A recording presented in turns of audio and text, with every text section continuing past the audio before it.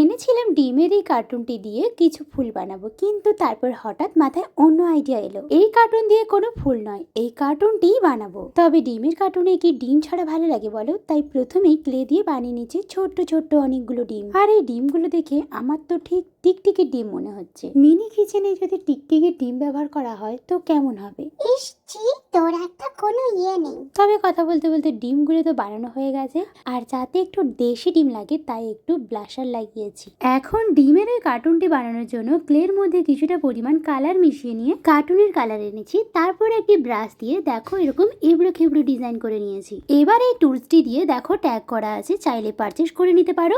এটা দিয়ে এমন করে গর্ত গর্ত করে নিলাম, আর এক্সট্রা অংশগুলিকেও কাঁচি দিয়ে কেটে নিলাম। এখন চলো ডিমগুলো অ্যারেঞ্জ করি। আমি কিন্তু ট্রেটি একটু শুকিয়ে যাওয়ার পরেই ডিমগুলো বসাচ্ছি, যাতে করে পরবর্তীতে ডিমগুলো তোলা যায়। তোমরা যদি একেবারে পার্মানেন্ট করতে চাও তাহলে ক্লেটি নরম থাকা অবস্থাতেই ডিমগুলো বসিয়ে দিও। যাই হোক, এই ছেলেটির ফাইনাল লুক কেমন লাগলো অবশ্যই জানি। চলো দেখা হবে নতুন কোনো একটি ভিডিওটিতে। সবাই খুব ভালো থেকো, টাটা।